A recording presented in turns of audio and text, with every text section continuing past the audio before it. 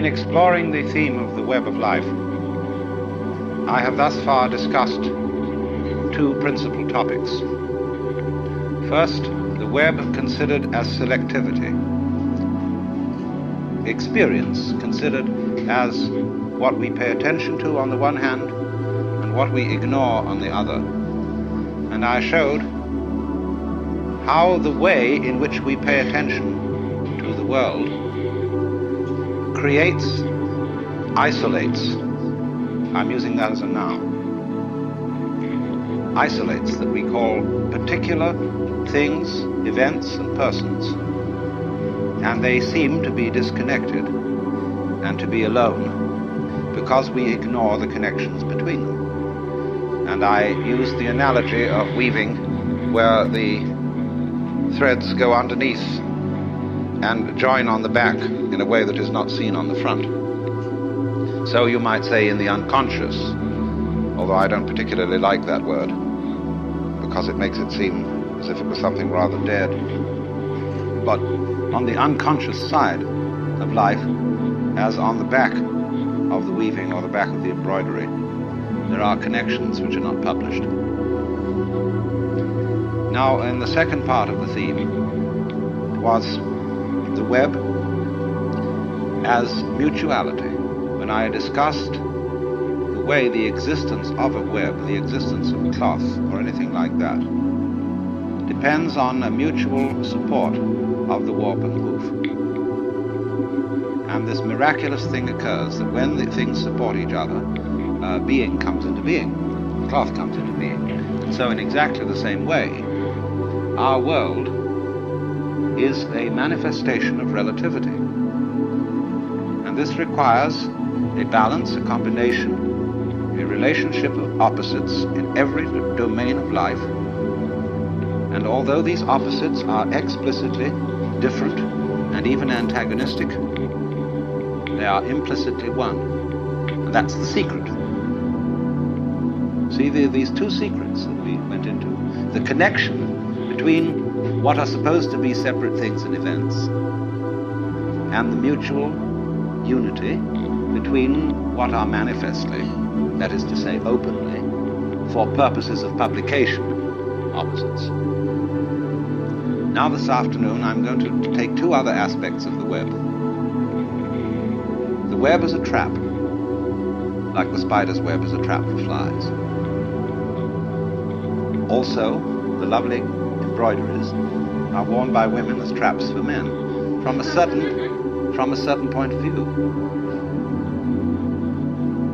And I want to consider the web as something playful. You see, there are so many ways of looking at it, and you will find that all these ways are right, but what we need is the fullness of the view. There are people, for example, who can see the web as a trap and get stuck with that. There are people to whom existence is simply hateful. They see it as nothing but a ghastly mistake. The Lord really erred when he created this world, because he arranged it in such a way that everything lives by eating something else. And what I'm doing is I'm describing a certain point of view, you see. I'm not exactly philosophizing, I'm describing a point of view. You can look at life in such a way that the whole thing is this ghastly mistake. For example, there is no such thing as genuine kindness or love. Everybody is really pretending that they're loving other people in order to get some advantage from them. And indeed, there is a point of view which occurs in certain forms of paranoia, where people don't seem to be real. They are mechanisms. And you can think that out quite intensely with a good deal of intelligence. After all, if you start from a good old Darwinian or Freudian basis and see that man is a material machine and that the consciousness of man is simply a very involved and complicated form of chemistry, and that's what it is, you see, well, then this awful mechanical things, these Frankensteins that everybody is, they come around and they say, well, I'm alive. I'm a human being, I have a heart. I love, I hate, I have problems, I feel. And you feel like saying, come off it. You're just a monster. And you put on this civilized act because really you're just a set of teeth on the end of a tube.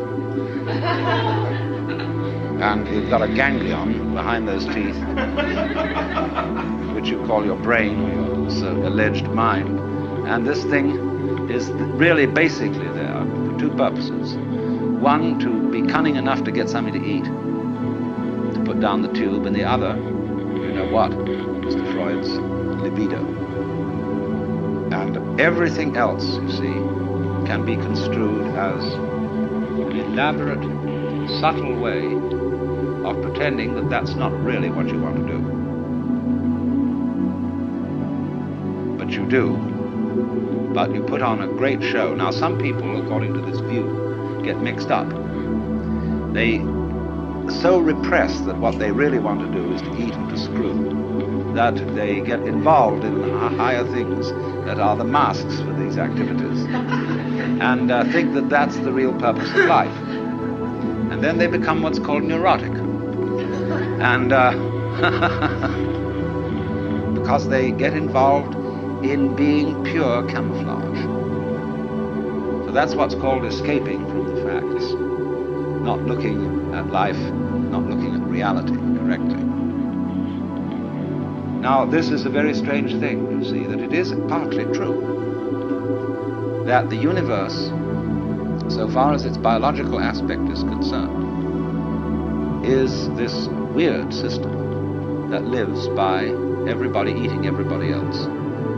Only what we do to maintain what is called order and civilization is that various species make agreements, as it were, that they won't eat each other. They'll cooperate and so be an enormous gang which can beat down the others. So the human being is the most successful so far of this gangster arrangement. We are the most predatory monsters on Earth. And we have cooperated to assault the fish and the vegetables and the chickens and the cows and everything, you see. Only we do it by not letting our left hand know what our right hand doeth. In other words, ladies and gentlemen, unless gentlemen happen to be prone to going hunting as a sport, they don't see their food killed. They don't see the slaughterhouse. And so what you get in the butchery, in the market, a steak, you know, is a thing in its own right. It has nothing to do with a cow.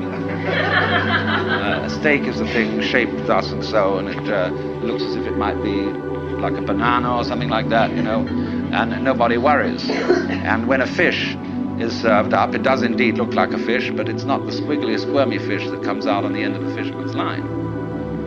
You know, when you really fish, you realize that the fish doesn't like it very much. Now, there is that absolutely extraordinary side of things that is really terrifying. And so, let me repeat the illustration I used of the cross in the net, where one side of it is scissors that cut and eat, teeth that chew and get this thing in, and the opening side of it is like James Joyce's in Ulysses, the girl who says yes, and I said yes, yes, yes. She wants to be absolutely ravaged by her man, you see. So it's open, open, open. But now comes if we take the dark view of things, the horrible view. Excuse me if I go into some rather grisly details, but have you ever heard of a vagina dentata? That is the idea that in the sexual organ of the woman there are teeth. And a lot of men have this fantasy, and so are rendered impotent. They don't make love, because they feel that the price of this blessed experience, this creative experience, this loving experience, is you're going to get trapped. You're going to get emasculated. You're going to lose your precious number. And this is a very ancient fantasy. It appears throughout all known history. Because this is simply the woman's come on, where she attracts, but she's out really to get you. She is basically a spider mother, you see, who is selfish and doesn't really love you. Not really, but says she does. And of course, there are on the other side all the tricks of the men, which go without mentioning.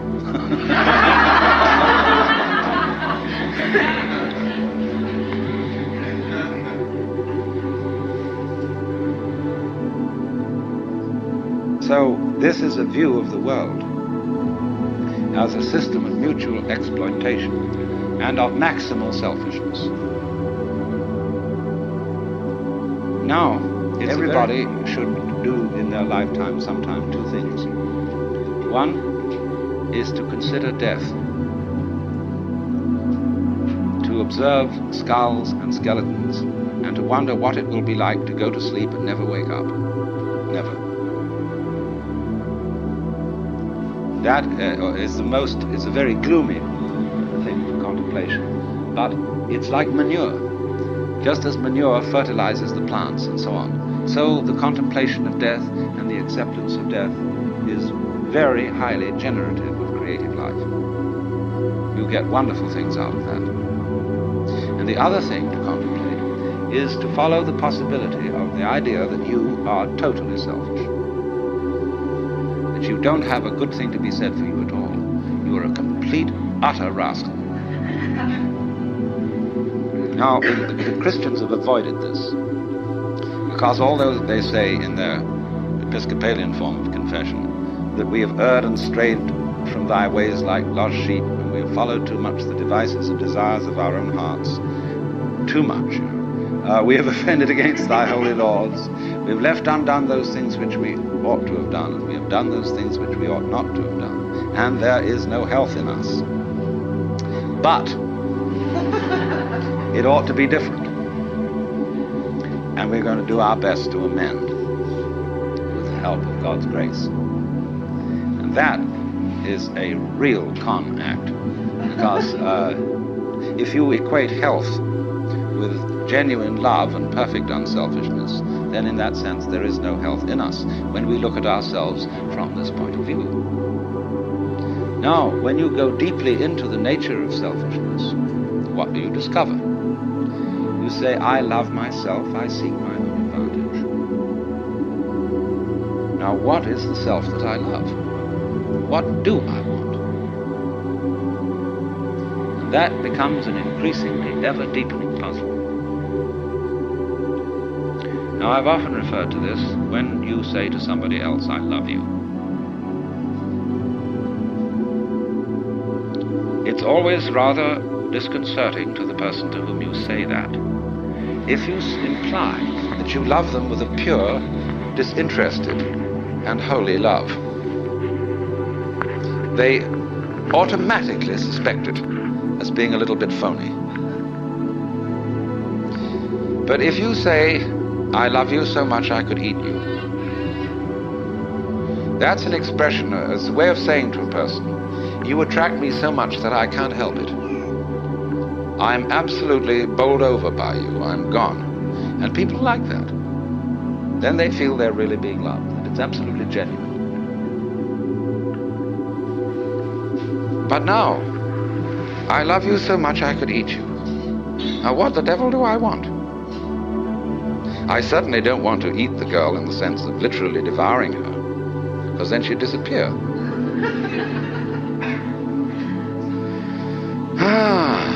But I love myself. And what is me? In what way do I know me? Well, it suddenly occurs to me that I know me only in terms of you.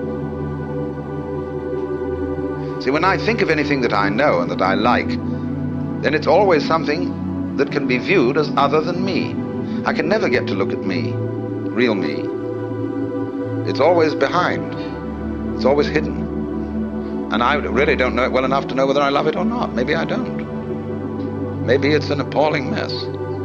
But certainly the things I do love and that I want from a selfish point of view, when I really think about them, they're all something else that's in a way outside me.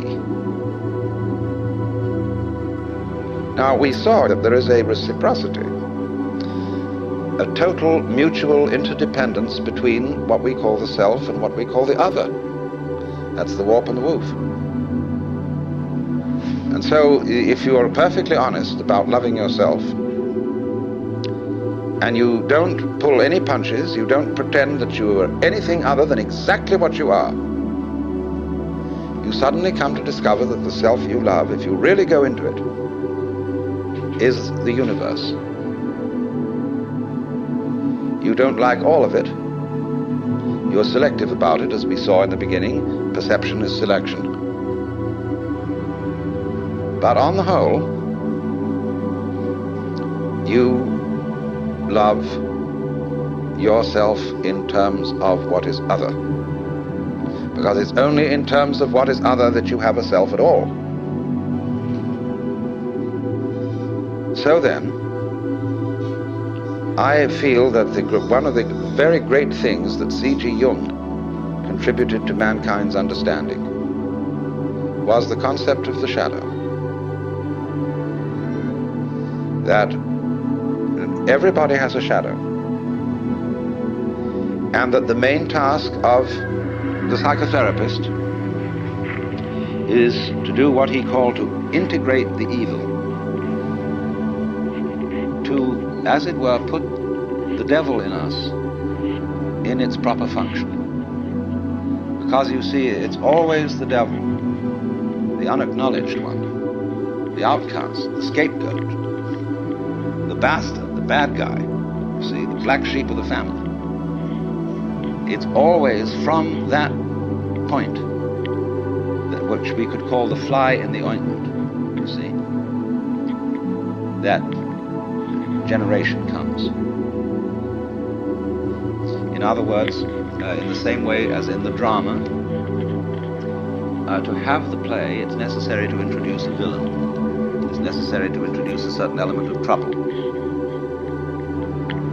So, in the whole scheme of life, there has to be the shadow. Because without the shadow, there can't be the substance. So this is why there is a very strange association between crime and all naughty things and holiness. Now you see, holiness is way beyond being good. Good people aren't necessarily holy people. A holy person is one who is whole, who has, as it were, reconciled his opposites. And so there's always something slightly scary about holy people. And other people react to them in very strange ways. They can't make up their minds whether they're saints or devils. And so holy people have throughout history always created a great deal of trouble, along with their creative results. Take Jesus, for example. The trouble that Jesus created is absolutely incalculable. Think of the Crusades, the Inquisition, heaven only knows what's gone on in the name of Jesus. Very remarkable. Freud's a big troublemaker, as well as a great healer, you see. It all goes together. So the holy person is scary, because he is like the earthquakes, or better still, he's like the ocean. See, the ocean, on a lovely sunny day, you can say, oh, isn't that gorgeous? You go into it and relax and float around. But boy, when the storm comes, does that thing get mad. Terrifying. So there is in us the ocean, you see. And Jung felt that the whole point was to bring the two together. And by a kind of a fantastic honesty, Jung had a tremendous humor. And he knew that nobody can be completely honest. That you will try and you'll have a great deal of success in exploring your motivations and your dark, unconscious depths. But there will be a certain point at which you will say, well, I've had enough of that. You know? And do you see how, in a strange way, there's a certain sanity in that? When a person indulges in a certain kind of duplicity, of deception. There is something, you all laughed when I said that. There was something humorous about it. And this humor is a very funny thing. Basically, humor is an attitude of laughter about oneself. There is malicious humor, which is laughing at other people. But real deep humor is laughter at oneself. Now, why fundamentally do you laugh about yourself? What makes you laugh about yourself? Isn't it because you know that there is a big difference between what goes on the outside and what goes on the inside? That if I hint, you see, that your inside is the opposite of your outside, it makes people laugh. If I don't do it unkindly. If I get up in the attitude of a preacher and say, you're a bunch of miserable sinners and you ought to be different, nobody laughs. But if I say, well, after all, boys will be boys and girls will be girls, and we all know, then people laugh. Now, you see, what's happening when we do that? Now, I passed you around a lot of embroidery to look at before we started. And I'm perfectly sure that you got the point.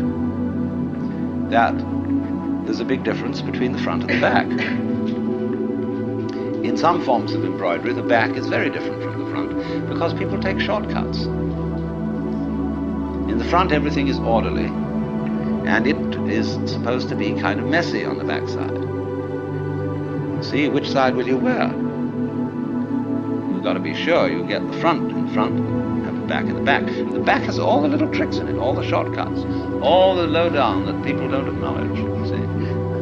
And it's exactly the same with the way we live. You know, like sweeping the dust under the carpet in a hurry just before the guests come.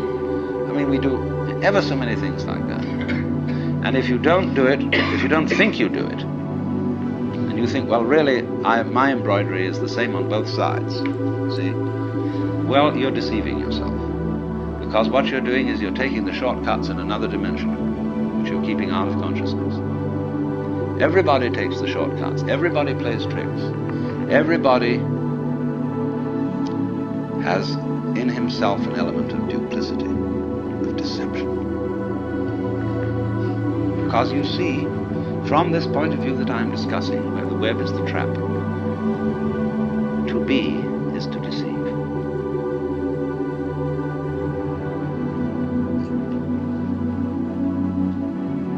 Think of camouflage, the chameleon who changes its color. Think of the butterfly pretending it has eyes. Think of the flower saying to the bee, like my honey. The bee says, wow. But then that means that the bee has to be, and it has to go on living, and all the trouble it takes to go around collecting honey and raising other bees and organizing itself and doing that dance which tells the other bees where there's more honey. There's all that stuff to do. But the flower was deceptive. Now, in the same way, I've often said, life is a drama, and a drama is a deception. It's a big act. When you peel an onion and you don't really understand the nature of an onion, you might look for the pit in the center, like any ordinary fruit has. But the onion doesn't have a center. It's all skins. So when you get right down, there's nothing but a bunch of skins. You say, well, that was kind of disappointing.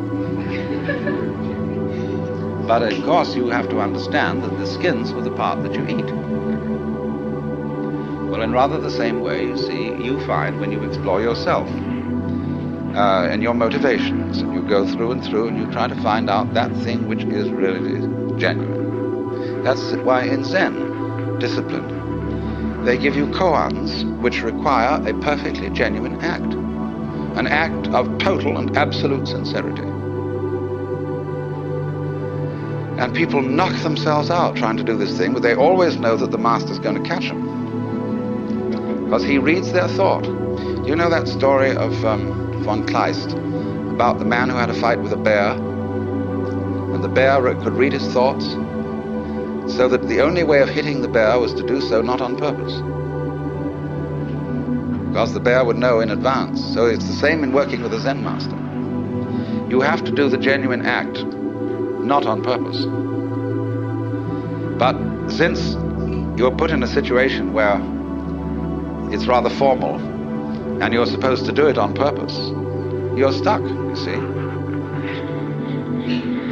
So you explore the onion and you go in and in and in, and then you find, well, it's all a deception. Now then the question arises, who's deceiving who? Who's fooling who? I'm fooling me? What is fooling? Fooling is playing like you're there when you're not. You know, getting somebody else to answer your name in the roll call. So, we're all, you see, this is the metaphysical basis of it. This is what the Hindus mean by Maya, the world illusion. The world is playing it's there when it isn't. And it's a trap. And it sucks you in. And you can't get out of it. And it's a thorough big trap too. But always, when you get an idea like this, or a feeling like this, follow it to its extreme. Don't back out from it. If you find you're selfish, go to the extreme of what selfishness means.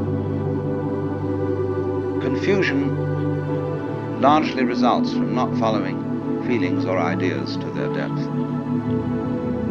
You know, people think they want to be immortal. They'd like to live forever. Do you really want to do that? Think about it. Really go into it, what it would be like. People say they want this, that, and the other. They want this kind of car, they want this kind of dress, and so on, this much money, and so on. It's always a good idea to think it right through. What it would involve to be in that situation, to have those desires fulfilled. Also, when you form a relationship to another person, think it through too. You see? How inconvenient could they be? However attractive. And always turn the embroidery round and look at the underside, but don't get caught doing it. See, that's something one does on the side in secret, because otherwise you play the game that everything is as it's supposed to be on the front. But that makes you humorous, and that makes you human.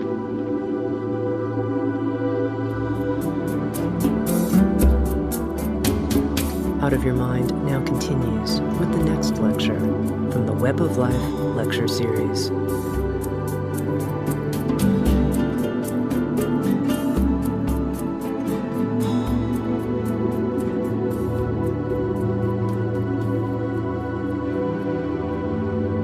Now, summing up, we've discussed the web from 3 points of view. As an analogy of the selective operation of our senses and mind, whereby certain things in the world are picked out as significant according to certain game rules. The game that we are playing mostly is the survival game. That is to say, the game ought to go on. Only, the way we play the survival game has a kind of element in it which makes it difficult, because we tend to say the first rule of this game is that it's serious, and that messes the whole thing up.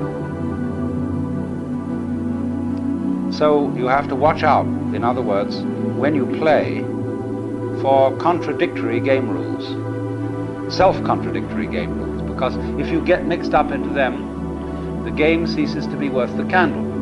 You start straining at doing something, then it just isn't worth it. Then the second thing that we observed was the web as an analogy of mutual interdependence. We could call it the idea that all existence is relative that all existence is transactional. The transaction being typically exemplified by, say, the operation of buying and selling, in which there can be no buying without somebody selling, and there can be no selling without somebody else buying. That kind of interdependence, of the inside going together with the outside, what is in you going together with what is outside you, is absolutely fundamental to existence. It is existence. Existence is relativity. Then we explored the web as a trap. The spider's web. "Won't you come into my parlor," said the spider to the fly. And we saw what happens if you look at all of life from the point of view that it is original selfishness and original hunger. And we found that if you take that point of view to its ultimate extreme, it dissolves. And it isn't so bad after all. There's a famous comment that R.H. Blythe made on the passage in Macbeth, where Shakespeare says, "It is a tale told by an idiot, full of sound and fury, signifying nothing." And Blythe says, when it's put that way, it doesn't seem so bad after all. I remember that I had a Zen master friend who wrote a letter to a friend of mine, which was passed on to me, saying that the greatest writers, this friend of mine was aspiring to be a writer, and he was trying to write novels that would put across Buddhism to people. You know, sugar the pill. And my Zen master friend didn't approve of this at all. He said, "Don't write any story to people. Write it to the great sky." Because all the real masters of literature, especially novelists and storytellers, are great masters of nonsense. Think of Lewis Carroll. You can use Lewis Carroll, and he did use Alice in Wonderland, as a Zen textbook. Because 'twas brillig and the slithy toves did gyre and gimble in the wabe. And that's Zen. I had a discussion with a great master in Japan on the last visit there. And we were talking about the various people who are working to translate the Zen books into English. And he said, that's a waste of time. If you really understand Zen, he said, you can use any book. You could use the Bible. You could use Alice in Wonderland. You could use the dictionary. Because, he said, the sound of the rain needs no translation.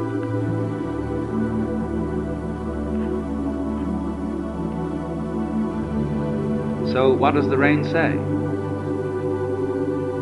Evening rain. It is the banana leaf that speaks of it first. You see, that's the point. And all the talk in the world doesn't get it unless you listen to the talk in a new way.